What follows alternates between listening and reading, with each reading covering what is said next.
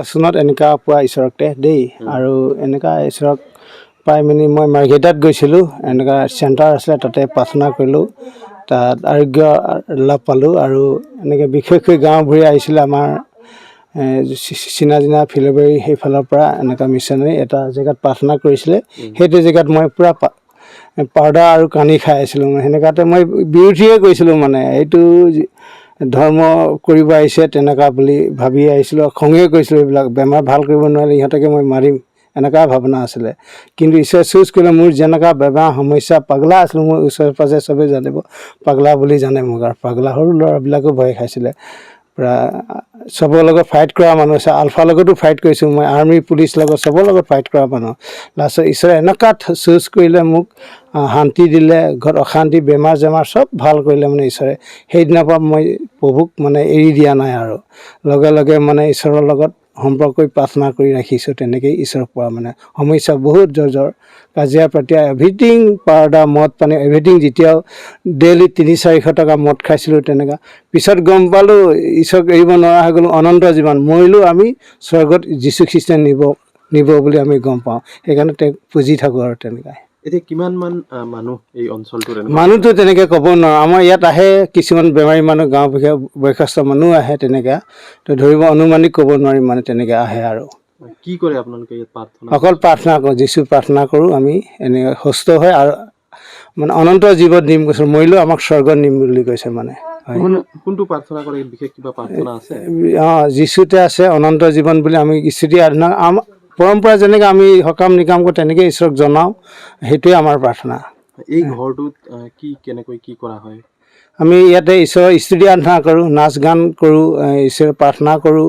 ঈশ্বৰৰ আমাৰ সমস্যাবিলাক জনা দেশখনৰ কাৰণে আমি প্ৰাৰ্থনা কৰোঁ আৰক্ষী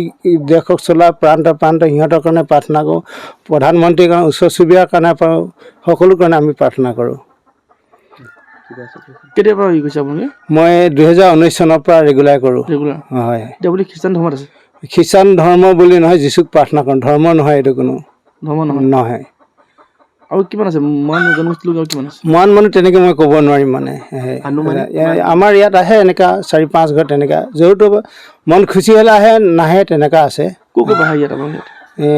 ওচৰৰ গাঁও আহে ৰবাহাখাতিৰ পৰা আহে এনেকুৱা অঞ্চলৰ পৰা আহে কিছুমান জেগাত মাতেও এনেকুৱা গম পায় ন ৰিলেটিভ থকা মানুহ শৰীৰ সুস্থ হয় বুলি তেনেকুৱা জেগাত যাওঁ আমি আমাক নিমন্ত্ৰণ কৰাৰ কাৰণে তেনেকৈ ইয়াত কোনোবা মিছনেৰী মানে কোনোবা মিছনেৰী মানুহ নাহে তেনেকৈ অহা নাই এতিয়ালৈকে আমি প্ৰয়োজন হ'লে মাতো ক'ৰবাত যাবলগীয়া প্ৰেয়াৰ চেণ্টাৰ আছে তেনেকুৱা আমি যোগাযোগ কৰোঁ তেনেকুৱা জেগাত নিওঁ আমি বেমাৰী সুস্থ ৰেগুলাৰ প্ৰাৰ্থনা কৰি দিয়ে তেনেকুৱা জেগা আছে প্ৰেয়াৰ চেণ্টাৰ জয়মপুৰত আছে লিডুত লেখাপানীত আছে তেনেকুৱা তাত গৈ পাইছেনে গীৰ্জাঘৰ গৈ পোৱা নাই এই প্ৰাৰ্থনাটো যোনটো কৰোঁতে বেমাৰ ভাল হয় বুলি কয় কেনেকুৱা কি হয় অলপমান কওকচোন মানে মানুহৰ বিষ চিষবিলাক থাকে মানুহৰ মানসিক ৰোগ থাকে তেনেকুৱাবিলাক আৰু পাগলা মানুহ হয় মই এজন পাগলাই আছিলোঁ ওচৰ চুবুৰীয়াই গম পাব পাগলা মানুহটো ভাল হ'লোঁ ঈশ্বৰে চুজ কৰিলে তেনেকুৱা খং ৰাগবিলাক বহুত আছিলে আৰু মানুহ এনেকুৱা ঘৰতো মাইকী জীয়াত ডেইলি কাজিয়া আৰু মানে সদায় ল'ৰা ছোৱালীও অশান্তি এতিয়া বহুত শান্তিত আছোঁ মানে প্ৰভুক পাই আৰু মৰাৰ পিছতো অনন্ত জীৱন দিম গৈছে প্ৰভুৱে সেইকাৰণে বেছি লাগি আছোঁ তেতিয়া আপুনি ভাবে নাই যে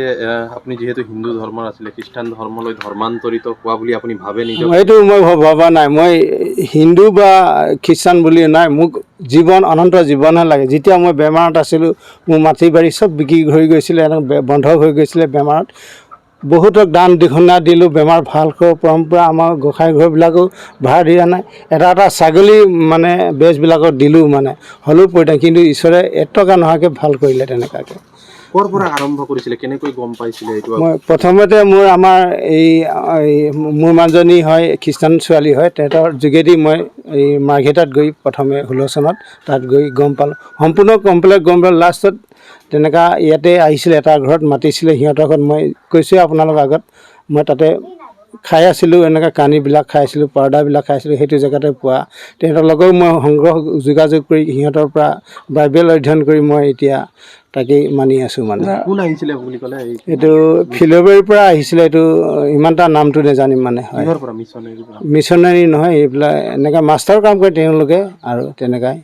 ফিলবাৰী বাপ্টিষ্ট চাৰ্চ বুলি কয় আপোনালোকে গম পাবই ফিলবাৰী এৰিয়া মানুহ যেতিয়া তেওঁলোকে গাঁৱে সোমাই নেকি গাঁও সোমোৱা নাই, তেওঁলোকে আমন্ত্ৰণ কৰিছে তেতিয়া আহিছিলে। আপোনালোকে নামঘৰলৈ যায় নাই? নামঘৰ মাতিলে যোৱা হয়, আমাৰ বিহু চিহু চব ল'ৰা ছোৱালীবিলাকে মানে তেনেকৈ হয়। কিবা নামঘৰত কিবা ধৰ্মৰ কামত? ধৰা কমত তেনেকৈ পাচলি হিচাপত যাওঁ, কাৰোবাৰ সকাম চকাম হ'লে মানে ধৰ মৰা মানুহ হ'লে তাত আমি সহযোগ কৰোঁ পাচলি হিচাপে। ৰাজহুৱা হিচাপত ইমান এটা নাযাওঁ আৰু। ৰাজহুৱা হিচাপে যোৱা নহয়? হয় হয়। এইবাৰ এই বিহুত যোৱা হয়, বিহুত মানে বিহু চিহু চোৱা হয়, বিহু ছোৱালীবিলাকো নচা হয় তেনেকৈ। এইবাৰ যিহেতু আপোনালোকৰ ধৰ্মঘোষী মাৰিছিলে, গাঁৱত ঘৰত আপোনালোকৰ ধৰ্মঘোষী মাৰিলে মৰা নাই তেনেকৈ, নাই মৰা? নাই মৰা। হয় হয়। গাঁৱৰ মানুহখিনি আহেনে? গাড়ী মানুহ আহে, ওচৰ চুবুৰীয়া আহে তেনেকৈ। কিবা সমাজে কিবা লৈছে নেকি পদক্ষেপ? প্ৰদেশত কৈছিলে এইটো নিজৰ ধৰ্ম এৰি তেনেকুৱা গ'লে, যেতিয়া মই সমস্যাত আহিলোঁ সমাজে মোক খোৱা নাই আছিলে, মই ভোকত চোৱা নাই, মই বেমাৰত আছিলে নাই, সেইকাৰণে মই যাক ভাল পাইছোঁ সমাজকো মই বেয়া পৰা নাই, যেনেকৈ আছে তেনেকৈ আছোঁ, মই যেনেকৈ আছে তেনেকৈ আছোঁ, সেইটোৱে মই। এতিয়া টনীত কেইটা পৰিয়াল আছে আপোনাৰ লগত? বিশেষকৈ এইটো পৰিয়াল হিচাপে নাই, এনেকৈ আহে আৰু চবে তেনেকৈ, পৰিয়াল হিচাপে তেনেকৈ নাই মানে। প্ৰয়োজন হ'লে আহে তেতিয়া কিছুমান তেনেকৈ আহে। আপুনি ইয়াতে বনাইছে, অফিচ বনাই লৈছে? অফিচ বনোৱা নাই, আমি প্ৰাৰ্থনা জেগা নিৰ্দিষ্ট, কেতিয়াবা মানুহ বেছি হৈ যায় তেতিয়া স্থানীয় লাগে, এইটো বিশ্বনাথ চিহ্ন চব আছে আমাৰ তেনেকৈ। জুবিন গাৰ্গৰ